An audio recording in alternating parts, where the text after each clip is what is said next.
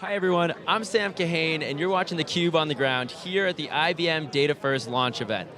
Very excited about the event, a lot of energy here. I'm here with two CUBE alumni. So I'm here with Des Blanchfield, the resident data scientist for the Bloor Group. Thank you for joining us. You're welcome, thanks for having me. Of course, and also Nancy Hensley, Director of Offering Management at IBM. Thank you for coming on. Thank you for having me. So, I just found out that these two have been working together for a long time, but tonight is the first time that they actually met. Tell us about that. How did that come to be? Well, it's a weird thing. It's like a deja vu because you know each other, you've been communicating by email, you've been talking on Twitter for a long time, and then you meet in real person. And in fact, we have this weird thing where we almost finished a sentence that we started 2 weeks ago. And it's an interesting thing that comes about with these types of events where you get all of these like minds together and we just sort of kick on as if we've known each other forever because we have, but we get to actually meet in real life. So it's a little quirky, but it's fun. Yes. We can finish a sentence as long as it's 140 characters or less, right? Yes, yeah, we got to do it in tweet bites. That's yeah. right. Oh, we love that. We'll we love talk in that tweets. at theCUBE. So is it true that you're planning already on meeting in person again after this? Reunions of some I type? believe we are actually, because I think in 3 weeks' time we're at World of Watson, which will be great fun, and that's in Las Vegas, yeah? Now we can geek out and talk data science together. Oh, God help us, yeah. So that's going to be another fun event, and I think, again, it's we were talking earlier about these types of events that IBM hosts, kind of an enabler for a bunch of us who are out there as practitioners trying to drive the innovation, drive the disruption, to come together as a community is actually a rarity. And so it's fantastic that IBM's holding these events because it gives us that chance to take a break, a breath of fresh air, and just share ideas and compare, and then network as well.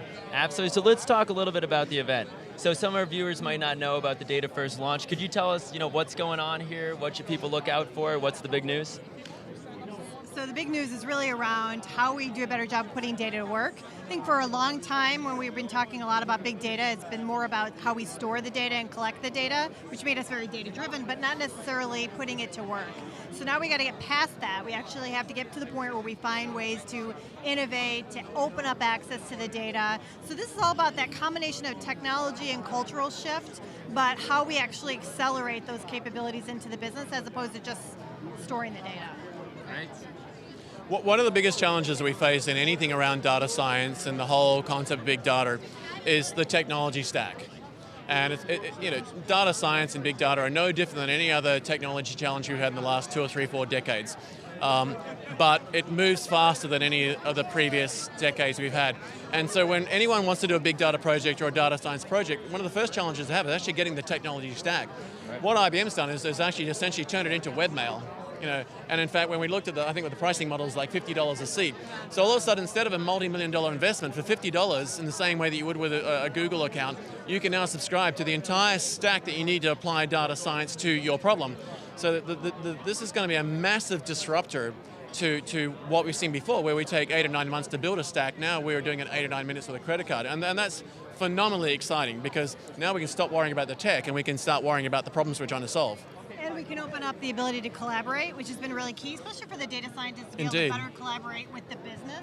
Because between the two of them, then you have the whole perspective of really where you want to go with what you want to do with the data.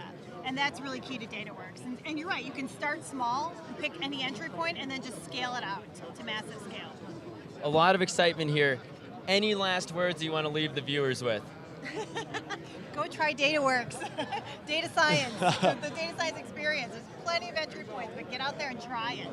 Yeah, I would definitely say get hands-on. You've been hands-on? I have. I've had the privilege of being an early adopter, so get hands-on, understand what it actually means, and also just sit up and pay attention to what IBM's doing with their approach, because I think this is going to be a significant shift in the way we approach data science and big data, because, as I said, it's been a very engineering-heavy space. Now that whole problem's gone. So anyone that's interested in essentially leapfrogging that whole challenge just needs to pay attention to what these guys are doing and try it out. So yeah, sign up, try it out. That's right. It's a hell of a lot of fun. Follow I Des. don't know about Des, that. what is the Twitter handle? It's at Des_Blanchfield. There you Okay, go. so thank you. So you heard it, everyone.